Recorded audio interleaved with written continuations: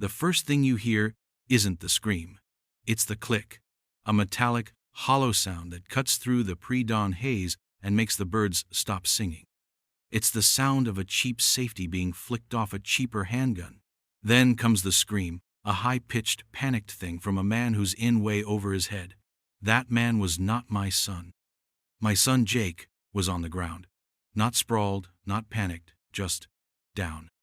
He was on one knee, hands raised in a posture of perfect, infuriating calm, like a knight waiting to be dubbed. The man screaming, the man with the gun, was Barry, the Barracuda, Barriston, head of our subdivision's brand new Community Standards Enforcement. He was wearing a black polo shirt 2 sizes too small and a tactical vest loaded with empty magazine pouches. He looked like a balloon animal of a cop, but the gun in his shaking hand was real. Police sirens were screaming in the distance, getting closer. It was a beautiful symphony of impending consequences. Yep, that's my boy. And the sweaty, screaming man pointing a gun at him? Let's just say he was about to have the worst day of his life. You see, what Barry didn't know, what no one in our little corner of encroaching suburbia knew, was that my quiet, 21-year-old son spends his workdays teaching America's most elite soldiers how not to get shot. He trains Navy SEALs. And Barry Barriston, with his mail order authority and his trembling firearm, had just become the star of Jake's next lecture on de-escalating idiots. Let's rewind. Let's go back to the beginning of the end. It all started with the grass. We live on the edge of a new development, one of those master-planned communities that sprouted from a cow pasture like a fungus after a rainstorm. Our place is older. A 10-acre plot with a long gravel driveway, a solid brick house my grandfather built, and a barn that's seen more history than the entire HOA board combined. We were here first. Our deed was filed when the road was still dirt and the nearest neighbor was a mile away. When the Whispering Pines subdivision went up, we were grandfathered in. A little island of rural sanity in a sea of beige siding and matching mailboxes. Or so I thought. The first letter was almost funny. A crisp envelope with the Whispering Pines Lagoa pine cone that looked suspiciously like a grenade. Inside, a violation notice. Failure to maintain turf height in accordance with Bylaw 7, Section 4, Paragraph C. They were talking about my hayfield. They wanted me to mow my pasture to 3 inches. I used it to feed 3 head of cattle. It was like sending a violation to the ocean for being too wet. I threw it away. If you've ever had to deal with a clipboard tyrant, you know that first letter is just a rangefinder. Go ahead and tap that like button if you've been there. The second letter was for an unapproved commercial vehicle. That was my Ford F-250, my personal truck. I use it to haul feed and, occasionally, my boat. According to them, anything with a hint of utility was an eyesore that torpedoed property values. I used that notice to clean up an oil spill in the shop. The third was about our sign.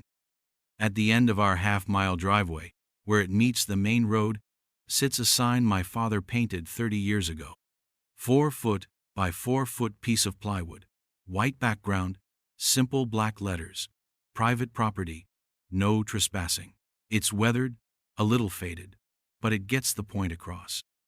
The HOA declared it a non-conforming sign and demanded we replace it with one of their pre-approved 12-inch bronze plaques that you couldn't read from a moving car. That one, I admit, I burned. My wife Sarah was a saint. She'd say, "Honey, just call them. It's easier than fighting." But it's not in my nature to bow to petty authoritarians. This wasn't about the grass or the truck. It was about control. They were planting a flag, and my land was the beachhead. The first face-to-face confrontation happened on a Tuesday. I was fixing a fence post when a golf cart that looked like a rejected prop from a low-budget sci-fi movie rolled to a stop at the end of my drive. It had flashing amber lights and a Community Standards Enforcement decal on the side. Out stepped Barry Barriston. He was a man built like a sack of potatoes that had been left in the sun. Short, doughy, with a red face that suggested a permanent state of indignation. Beside him was his shadow, a lanky kid we came to call Rent-A-Cop Randy, who looked like he was one paycheck away from joining a cult. and maybe already had. Barry was holding the holy object of his order, the clipboard. He consulted it with the gravity of a surgeon reading a patient's chart. "Sir," he began, his voice oozing manufactured authority, "we've sent you 3 notices regarding multiple violations of the community covenants." I leaned on my shovel. "Barry, we've been over this. My property is not part of your little kingdom. My deed predates your entire existence. Now, unless you've got a court order, you're on the edge of trespassing. I'd advise you to put that thing in reverse." He puffed out his chest. A little cloud of entitlement seemed to form around him. "The first 10 feet of every property fronting a community road is a designated utility and beautification easement controlled by the Homeowners Association," he recited, eyes glazed over with the thrill of the rulebook. "It's a common tactic. They drown you in jargon, hoping you don't know the law. It's like a squid squirting ink. It's messy, confusing, and designed to let them get away." In plain English, he was claiming he owned the first 10 feet of my land. I just smiled. I'd already had my cousin, a lawyer who delights in this sort of rural squabble, pull the county plat maps. "That's funny," I said, walking toward him, holding up my phone with a picture of the official survey. "Because according to the county surveyor's office, the HOA easement ends at the property line of lot 217. That's my neighbor. My property has no such encumbrance. You are standing on public roadway. One more step, and you'll be on my private land, and then we'll be having a different conversation with a different set of officials." I pointed to my faded, non-conforming sign. "That applies to you." Rent-a-cop Randy took a half-step back. Barry's face went from red to a sort of alarming purple. The clipboard trembled in his hand. He had built his entire identity on the flimsy foundation of these bylaws, and I had just taken a sledgehammer to it. He couldn't process it. He just sputtered, This will be noted in your file. This is an official warning." He and Randy scrambled back into their golf cart of justice and zipped away, leaving behind nothing but the faint smell of ozone and wounded pride. I went back to my fence post. I knew this wasn't the end. It was the first shot in a war I didn't start, but you better believe I was going to finish it. And that's when we moved into phase 2, the escalation. The letters stopped. For a week, there was silence. I knew it was the calm before the storm. Men like Barry don't just walk away when their authority is challenged.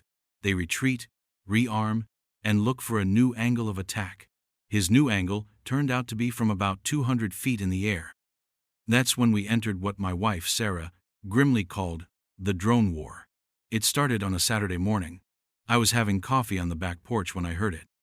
A high-pitched whine, like a giant, angry mosquito. I looked up, and there it was.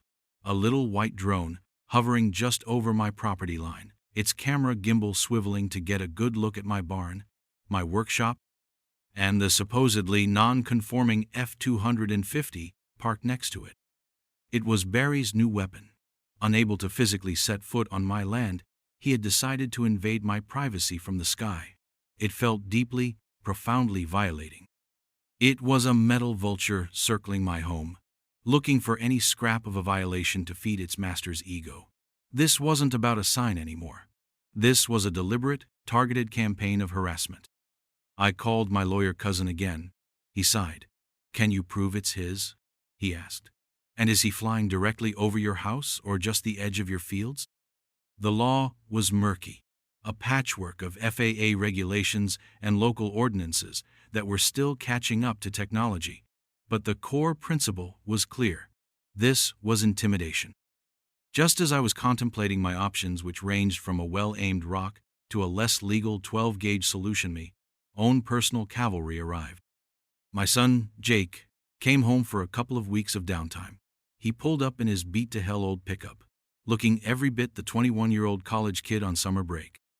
He's quiet, observant, and doesn't say much about his job. All we knew for the longest time was that he worked for a private contractor for the Department of Defense. He's humble about it. He just calls it advanced team-building exercises. Sarah and I knew the truth, but we respected his need for discretion. He'd been home for about 2 hours when the mosquito whine started up again. We were in the yard, tossing a ball for the dog. Jake stopped, mid-throw. He tracked the sound, his eyes squinting at the sky.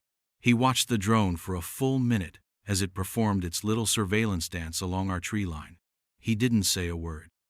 He just turned to me, and for the first time, I saw a flicker of his professional life in his eyes. It was a look of cold, analytical assessment. "He's flying a predictable pattern," Jake said, his voice flat. "That's sloppy. Who is it?" I told him the whole sordid story. The grass, the truck, the sign, the clipboard Führer named Barry. Jake listened patiently, nodding. When I was done, he just said, "Okay, we can deal with this." He didn't suggest violence or destruction. He suggested something far more effective: information dominance. "We're not going to fight his technology," Jake explained. "We're going to use better technology to document his stupidity." That evening, we went to the city. Jake led me to a specialized electronics store.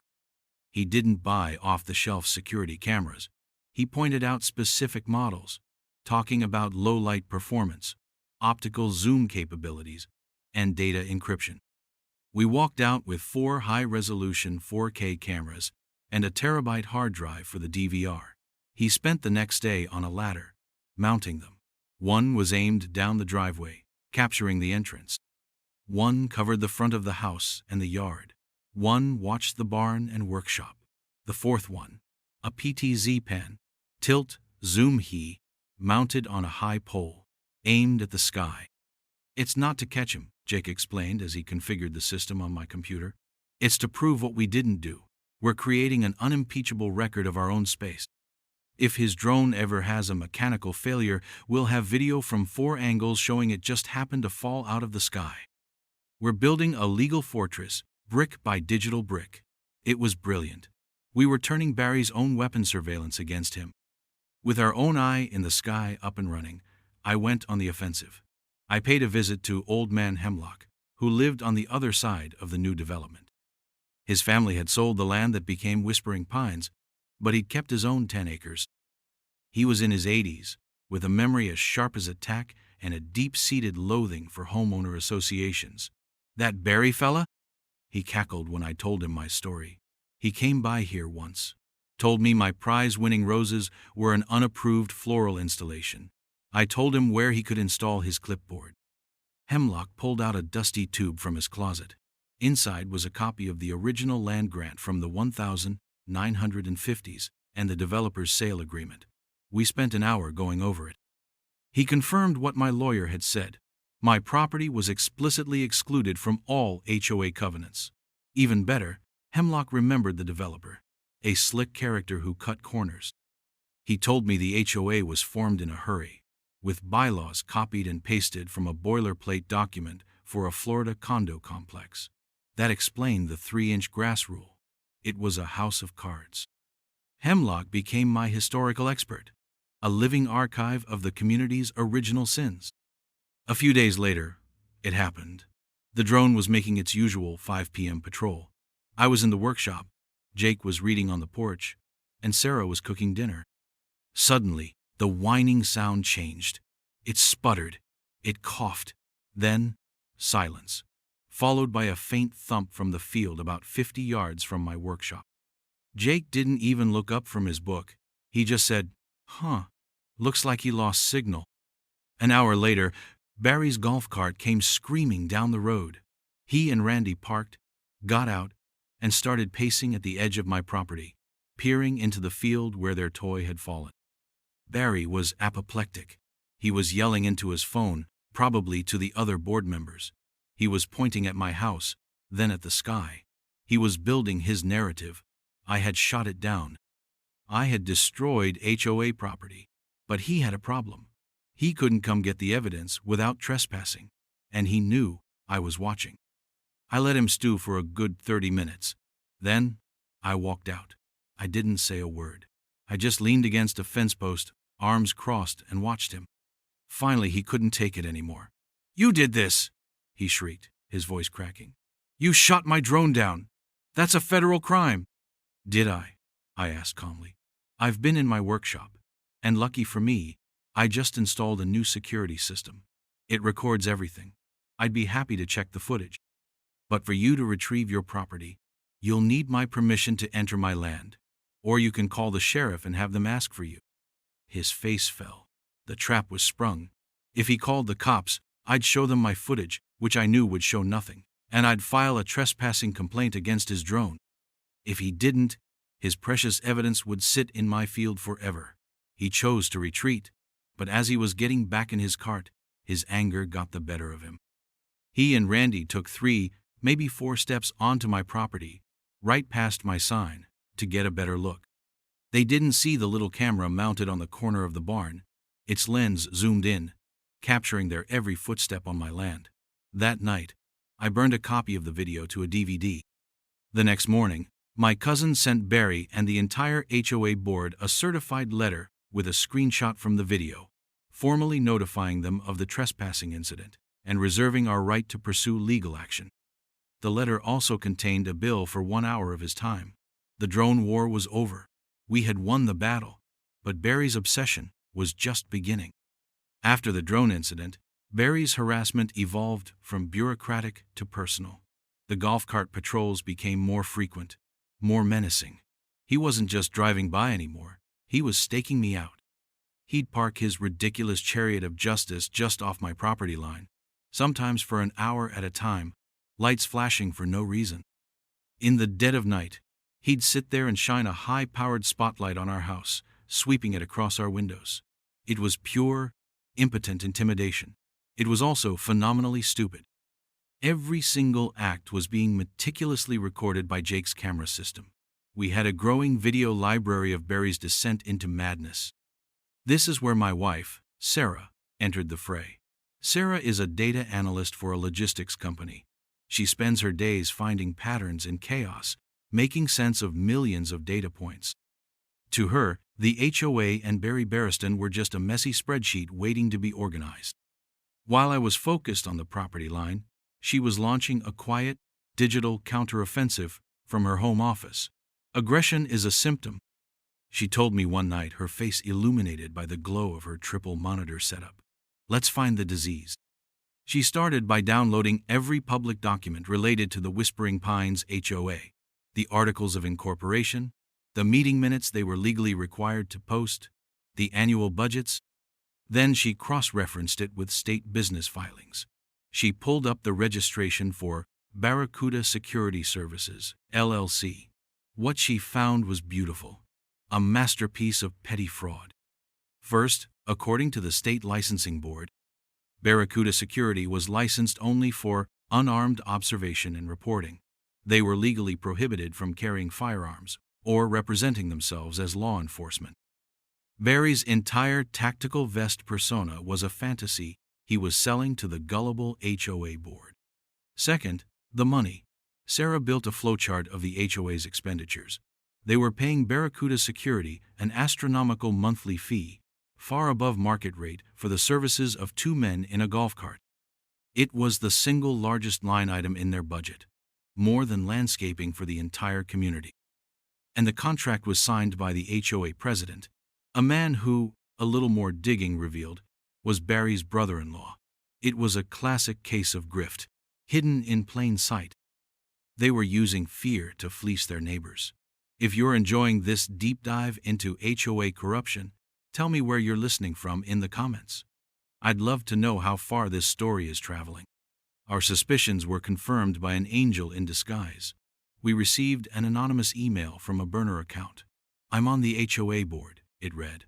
"I'm sorry. We never approved armed patrols." Barry pushed his contract through by telling us about rising crime in the area. He showed us charts and statistics. He scared the older residents. We feel trapped. The sender was a woman named Carol, one of the newer board members. She was terrified of Barry, but her conscience was eating her alive. She became our inside source. Through a secure messaging app Jake set up, she started feeding us information, internal emails, contract drafts, and confirmation that the board was starting to panic about Barry's increasingly unhinged behavior. They had created a monster they could no longer control. The stage was set. We had the legal high ground on trespassing. We had video evidence of harassment. We had a financial bombshell ready to drop on the board. All we needed was the final, definitive piece of evidence to tie it all together. We needed to catch Barry in the act of being the armed enforcer he so desperately wanted to be. And Jake, my quiet, analytical son, saw the path forward. He had been watching Barry's patrols, not just with his eyes, but on the recorded timeline of our DVR. He noticed something. "He's predictable," Jake said one evening, pointing at the screen. "He's always here between 4:45 and 5:15 a.m. It's his favorite time to play cop, when the world is quiet and no one's watching. He's driven by ego, so he's established a routine to make himself feel important." Then he looked at me, his expression calm and resolute. "I'm going to use that. Tomorrow morning, I'm going for a run." My blood ran cold. "Jake, no. That's insane. He's unstable."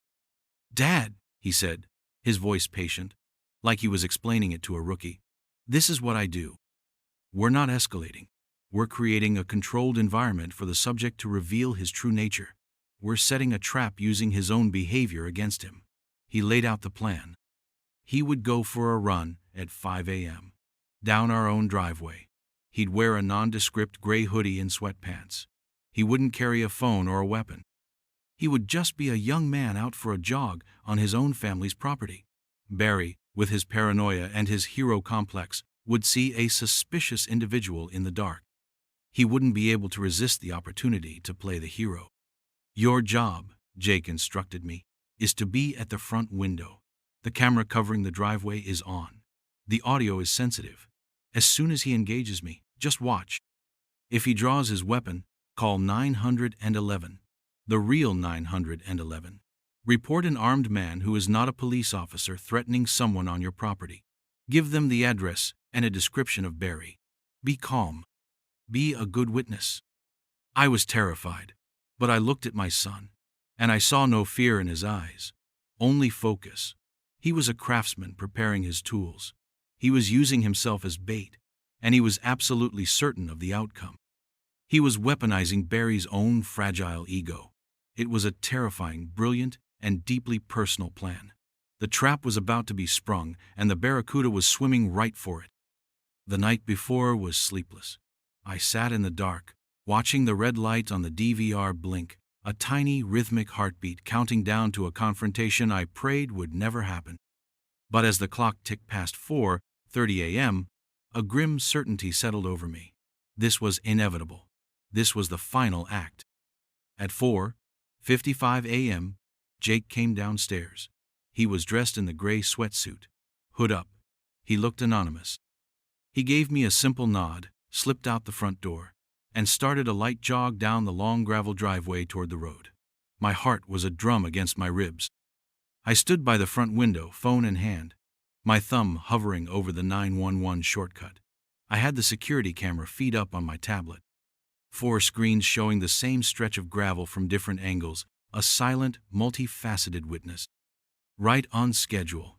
At 5:03 a.m., the yellow lights appeared. Barry's golf cart rolled silently to a stop, blocking the end of our driveway.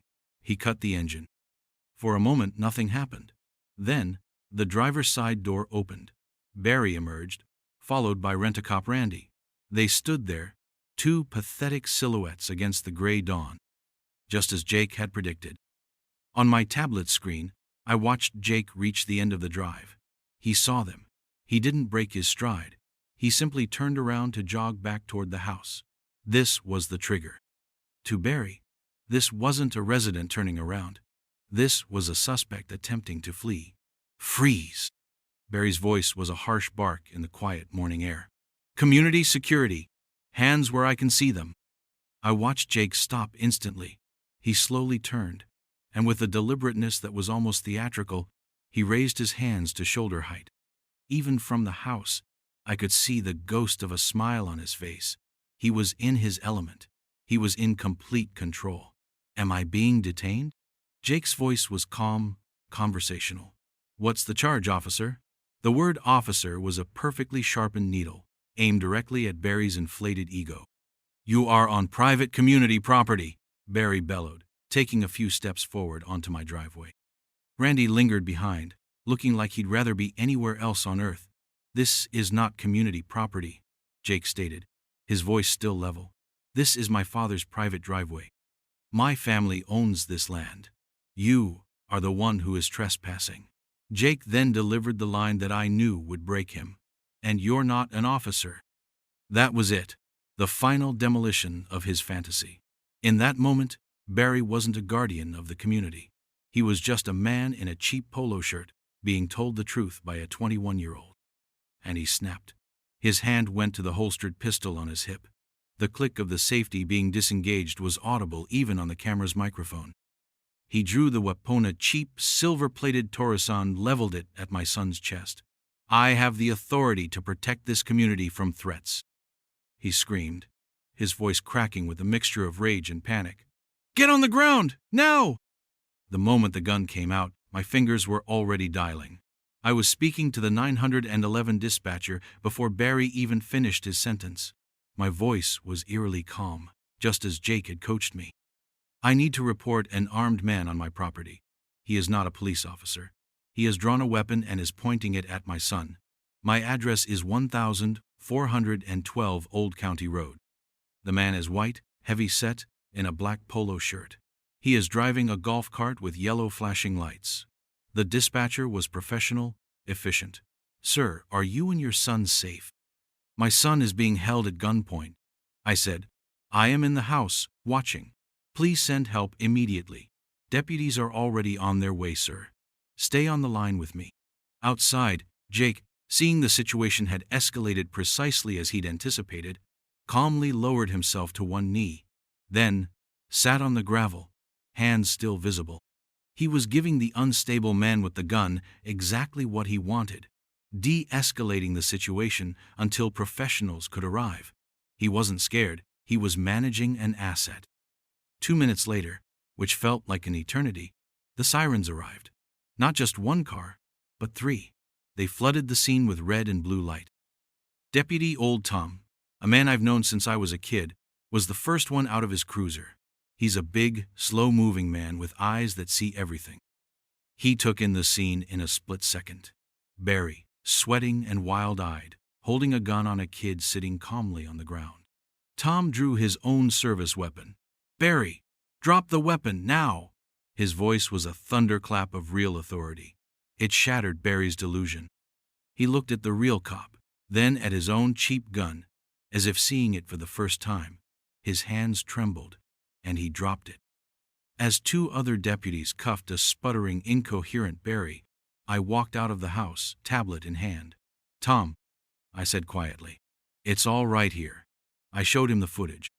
The pristine 4K video of the entire encounter, from Jake's jog to Barry blocking the drive, to the verbal exchange, to the moment he drew his weapon on an unarmed man who was on his own property. Tom watched, his face growing grimmer by the second. "Aggravated assault with a deadly weapon," he muttered. "Brandishing. False imprisonment. Lord Almighty, Barry." Just then, a sleek black SUV with tinted windows and government plates pulled silently up to the scene. It hadn't used sirens. It just appeared. A man in a crisp suit and a severe haircut stepped out. He walked past the local cops, flashed a badge at Deputy Tom, and said, "We'll take it from here." He gestured toward my son. "We're here for him." Barry, who was being led to a patrol car, stopped dead. His face, which had been bright red, turned the color of ash. The man in the suit looked at Jake, who was now standing and brushing the gravel off his pants. "Your ride's here, sir," the man said. "Hope we weren't interrupting your vacation." Jake just grinned. "Just a little community outreach, Mark. All good." Barry's brain finally short-circuited. Who is he?" he stammered, looking from Jake to the man in the suit. Mark turned his gaze on Barry, and the temperature seemed to drop by 20 degrees. There was no anger in his eyes, just a cold, bottomless disdain. "That young man you just held at gunpoint?" he said, his voice flat and quiet. "He's a civilian contractor for the Naval Special Warfare Command. He teaches Tier 1 assets Navy SEAL show to survive hostile encounters and how to correctly assess use of force scenarios. He paused, letting the words hang in the air like smoke. Congratulations, Mr. Barriston. You just became a feature presentation in his next training module. The chapter is titled, How to Identify and Neutralize an Untrained, Egotistical Hostile with a Hero Complex. The only sound was the click of the handcuffs being double-locked as Barry's jaw went slack with the horrifying, career-ending, life-altering realization of who and what he had just threatened. The aftermath was not a single event. It was a legal tidal wave that washed away Barry Barriston and the entire rotten structure of the Whispering Pines HOA. It was, in a word, magnificent. Barry was facing a constellation of felonies: aggravated assault, false imprisonment, brandishing a weapon, and it was just the start. When Deputy Tom ran the serial number on the Taurus, it came back as unregistered. Tack on illegal possession of a firearm. The feds, represented by the Icy Mark and his quiet team, took a very keen interest in the case of a civilian attempting to illegally detain a contractor on their watch. It turned out that threatening one of their trainers was something they took personally. They didn't charge Barry with anything federal. They didn't have to. They just made it clear to the local district attorney that they would be monitoring the prosecution with great interest. It was the legal equivalent of putting a target on his back. Simultaneously, Sarah's data bomb went off. My lawyer cousin, who was practically giddy with the richness of the material, sent a detailed package to the state's private security licensing board. It contained Sarah's financial analysis of the HOA's contract with Barracuda Security, proof they were operating outside the bounds of their unarmed license, and a sworn affidavit from me about the armed stakeouts. Within a week, Barracuda Security's license was suspended pending a full investigation. The state hit them with fines that made my eyes water. Barry's little empire of ego didn't just crumble, it was vaporized. The emergency HOA meeting was a thing of beauty. It was held in the community clubhouse, a sterile room that usually hosted book clubs and potlucks. That night, it was a courtroom for a trial by public opinion. The room was packed. People were standing along the walls, their faces a mixture of anger and betrayal. I was there, with Sarah at my side and Old Man Hemlock sitting next to me like a proud grandfather. Our inside source, Carol, sat at the board table, no longer looking scared, but righteous. The HOA president, Barry's brother-in-law, tried to start the meeting with procedural nonsense. He was shouted down. Carol stood up. In a clear, steady voice, she presented the financial evidence Sarah had compiled. She showed the residents the exorbitant, no-bid contract given to an unlicensed, uninsured security firm run by the president's own family. She laid out how their fees had been jacked up based on a crime wave that never existed. The residents looked like they were ready to storm the Bastille with pitchforks made from artisanal driftwood. Then I stood up. I didn't have to raise my voice. I simply told them the story of the last few months, the harassment, the drone, and the final confrontation. I told them that the HOA's negligence had resulted in my son being held at gunpoint. I told them that the entire community was now exposed to a lawsuit that would bankrupt them all. The silence in the room was absolute. The president and the two other board members who had been Barry's enablers just sat there, shrinking under the weight of 100 angry stares. They resigned on the spot. All three of them. But it wasn't over. That would have been too easy. My cousin, smelling blood in the water and righteous fury in the air, had already drafted the paperwork. That night, after the meeting, a line formed. Resident after resident came up to sign on as a plaintiff in a class action lawsuit against the now defunct HOA board and the property management company that had allowed it to happen. The suit alleged gross negligence, endangerment, and massive financial misconduct. When the HOA's insurance carrier got wind of the lawsuit and the felony charges against their primary contractor, they dropped the community's policy so fast it probably broke the sound barrier. The Whispering Pines HOA was, for all intents and purposes, dead. Checkmate. Weeks later, the dust began to settle. A judge ordered the dissolution of the HOA, placing the community under the temporary management of a court-appointed receiver, whose only job was to maintain the common areas, the restrictive covenants, the bylaws, the rules about grass height and truck models and hand-painted signs. They were all null and void. The first thing to go was the big, obnoxious "Welcome to Whispering Pines" sign at the entrance. Someone took a chainsaw to it. I like to think it was Old Man Hemlock. One cool evening, I was out at the end of my driveway. The air was clean, the only sound the chirping of crickets. I had a hammer, a bucket of nails, and my father's old sign. I was putting it back up, right where it had stood for 30 years. My phone rang. It was Jake, calling from a base somewhere dusty and far away. "So," he said, his voice crackling slightly, "did you get my postcard?" A package had arrived that morning. It was a framed photo of a target from a shooting range. In the center of the target was a printed picture of a clipboard. The paper was absolutely shredded with bullet holes. I laughed, the sound echoing in the quiet twilight. "Got it. It's going up in the workshop." "Good," he said. "So, did you learn anything from all this, Dad?" I looked at the sign, its simple, honest letters spelling out "Private Property." I hammered the last nail home, driving it deep into the wood. "Yeah, son, I did," I said. "I learned that some men carry clipboards and wear silly vests because it's the only way they can feel powerful. They build their kingdoms on paper and fear." I looked out over my pasture, where a few deer were grazing peacefully in the fading light. And I learned that other men, the truly powerful ones, don't need any of that. They just carry the quiet confidence of knowing exactly what to do when a fool with a gun stands in their way. It was the kind of peace you can only appreciate after a war. It was the deep, soul-satisfying silence that comes after the last shot has been fired, and you're the one left standing. If you've ever won a fight you were forced into, you know the feeling. Drop a comment and tell me about your own story of sweet, sweet justice. Thanks for listening.